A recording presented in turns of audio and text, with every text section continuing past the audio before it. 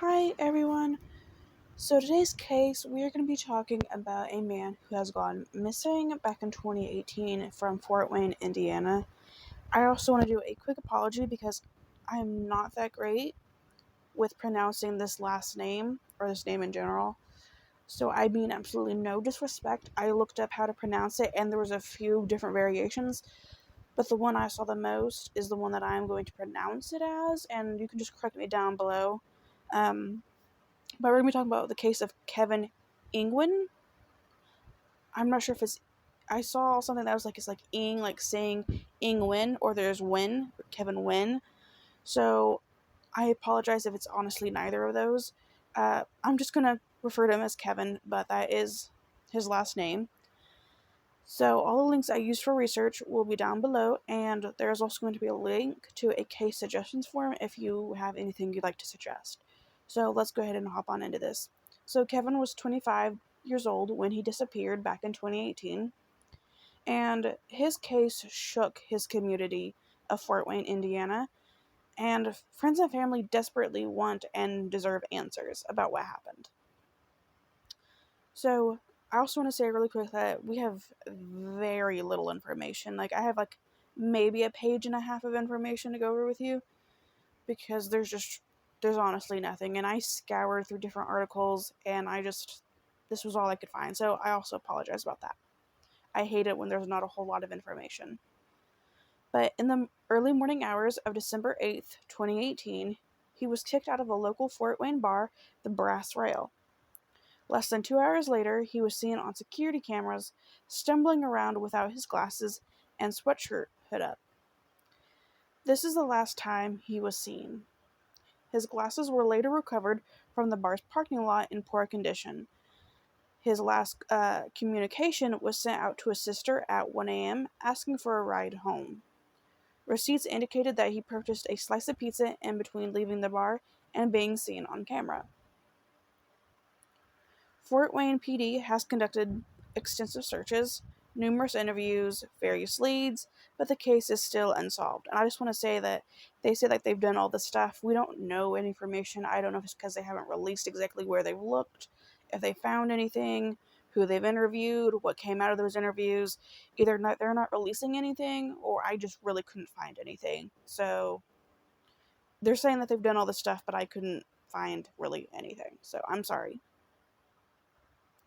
but his case is still unsolved. Friends and family have been at the forefront of the search. Um, they've been organizing events and putting up flyers. They have also taken to social media to raise awareness, which resulted in widespread support. That is basically what has kept the case alive. The reason why people even know about this case is because of everything that the family has done. And isn't that kind of sad? It always feels like it always falls on the family to make sure their loved one's name is out there, getting the awareness to be solved. Like, it kind of feels like the police are very lacking here. So this is a quote from Lily. This is Kevin's sister, and she says, "quote We just want Kevin to come home. We want to stop. We won't stop looking until we have answers. Kevin is a kind, caring person, and he deserves to be found." End quote. I'm sorry about my stuttering. I have the worst handwriting, and it was just sloppy, but I apologize for my stuttering. Basically, he's just a very sweet person, and his family obviously cares a lot about him. Like, ever since he's gone missing, they have just been out there spreading his name. And I'm going to put up some photos of them actually outside the brass rail. And they have flyers, they have posters or signs. I'm sorry, not posters, signs, and just demanding answers. So you can just see how much it's affected them. And I will throw those photos up. So Kevin's dad, Lance Yankee, was actually out of state when he heard the news that Kevin didn't come home. He says his wife called and said Kevin never came home and they thought maybe he was just passed out in his car somewhere, but he wasn't answering his phone and they couldn't find him or track him, and that's when Lance told his wife to report him missing. He says it took the police a week to go to the bar and investigate, which is incredibly ridiculous. I know when you try to report people, a lot of police will say like you have to wait like 24 hours or 48 hours. And I'm just here to let you know that that's not true. You have the right to report someone missing when you think they're missing. Don't let them try to like scare you or intimidate you into thinking you have to wait. You absolutely do not have to, no matter what they say. That is your right. And when you report someone missing, it should be their job to immediately go and investigate, regardless if it's a grown adult or not. I know that grown adults, they are allowed to disappear, but when they suddenly, basically, what feels like falls off the face of the earth, they should probably do a little bit more instead of waiting a week to do their job. They waited a week to go to this bar and investigate, and they could have honestly probably have lost a lot of evidence because of that. So, Kevin was accused of messing with girls the night at the bar, which is when he got kicked out. And Lance believes if the bar had just called police on him, he would have been home now. He thinks that them just kicking him out and basically leaving him to like stumble around uh, the streets drunk is basically what led to happen whatever happened to him. Whether that's he, who knows, could have gotten in the car with someone could have done something to him, he could have accidentally harmed himself in some way. Whatever happened to him might not have happened had they just called police on him and had him sit in jail for a night to sober up. So the investigation continues, and his family continues to rally for him. And currently, the case is being investigated by FBI's VICAP program. I believe it's VICAP, it's VICAB. So VICAP program. I don't have a number for you to call if you have any information. I'm not sure, but this is Fort Wayne, Indiana. I'm sure you could look up the FBI number if you know anything. So let's talk about it.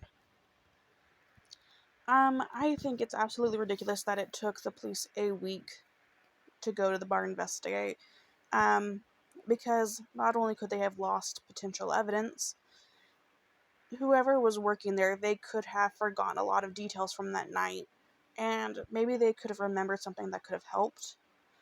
Um, they lost a lot of time with that week. And you really don't know what happened to him. Anything could have happened to him.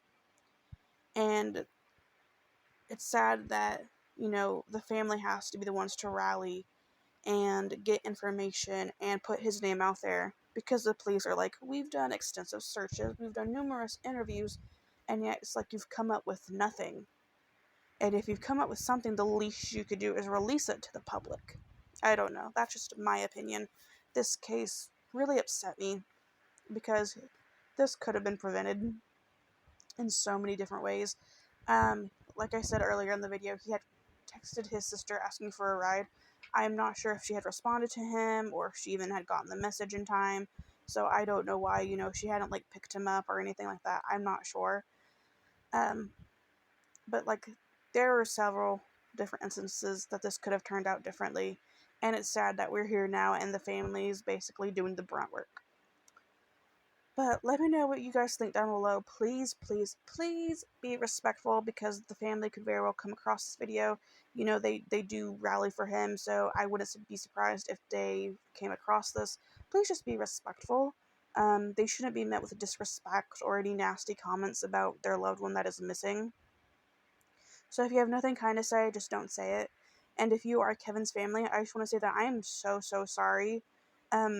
He seemed like a very sweet person, and you guys deserve answers, and I hope that you will get them. But that is going to be all for me today, guys. I'm so sorry about the lack of information. But if you're from this area and you know more information that I just didn't add in here or I couldn't find, please leave it down below. Also, feel free to correct me about his name. I apologize if I pronounced it wrong. But like I said, that's going to be all for me today, guys. Thank you so much for listening to Kevin's story, and I will see you guys very soon. Bye, guys.